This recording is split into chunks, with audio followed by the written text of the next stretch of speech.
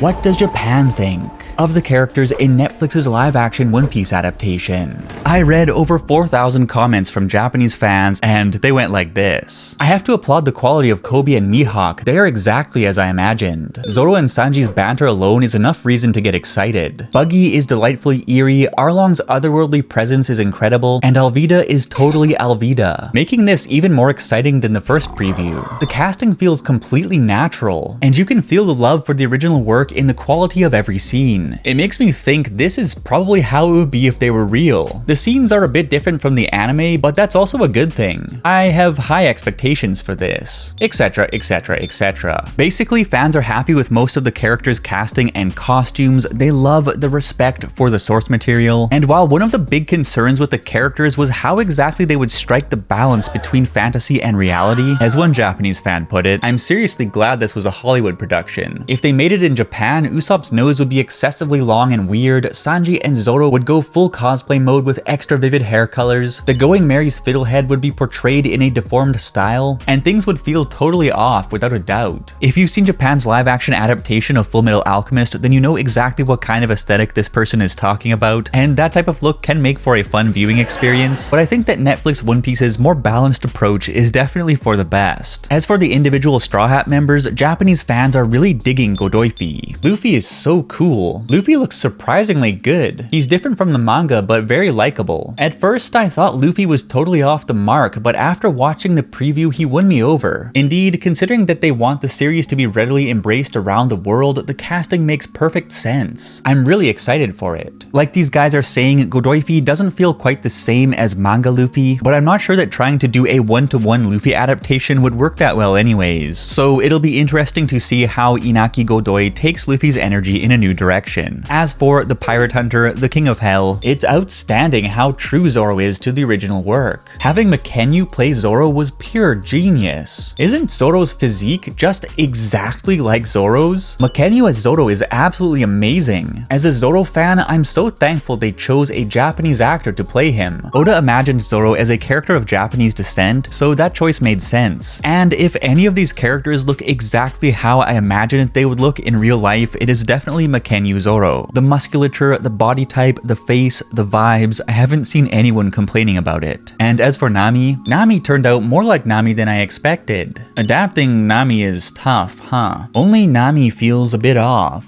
Nami looks too old. Wait.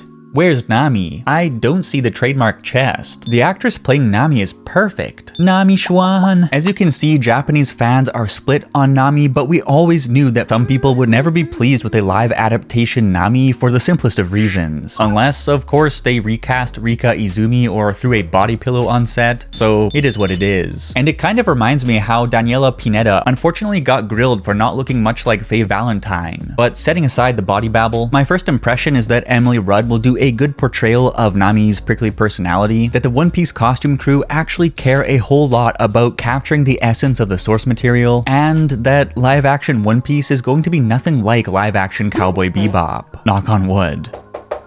Similar to Zoro, they kept Nami's signature hair color intact to add a little spice to the cast, and as one Japanese fan pointed out, it is awesome how Zoro and Nami's costumes faithfully match the progression of the story. Again, it's just great to see the level of respect for the original work, but what do you think of Hemi Nami? Usopp is even more like Usopp than I imagined, and I love it. Usopp is 100% on point. It was a sound decision not to try recreating Usopp's long nose with elaborate makeup. For live-action adaptations, it's good to shoot for this kind of balance instead of obsessing over the perfect replication. Once again, we have sheer joy that the creators did not fall into the cosplay trap. Of course, cosplay is awesome in its own context, but it tends to make live-action adaptations feel hokey and a little bit more difficult to take seriously. As for Usopp himself, I did not see a single complaint about the portrayal, and it just goes to show that 1, it was a good call to not give him a prosthetic Pinocchio nose, and that 2, James Romero was the perfect man for the job. job. Likewise, the vast majority of Japanese fans had really great things to say about Taz Skylar as the kicking cook. I can't get enough of the way Sanji moves his shoulders. It's amazing how the art from the manga is brought to life perfectly in the scene where Sanji kicks the enemies behind Zoro. Sanji is a total badass. Basically, live-action Sanji is tall, cool, and people are loving the interactions and banter between him and Zoro. And on the whole, Japanese fans appear to be loving the Netflix Straw Hats, but they also had a lot to say about the other characters who appeared in the new trailer. I'm so happy that Roger looks exactly like I imagined. It's awesome that Alvida is Alvida through and through. The quality is incredible. Alvida is seriously just too perfect. It's really something how they cast a well-built black actor as Arlong, who represents discrimination against fishmen, and a plus-size actress skilled in comedy as Alvida. This is what actual, authentic political correctness looks like, and it's fantastic. All the characters are fantastic, but Buggy has this perfectly crazy, irritating vibe that makes him especially likable. And it's truly touching to see how instead of trying to follow the manga to a T, the adaptation embraces the unique traits of each actor.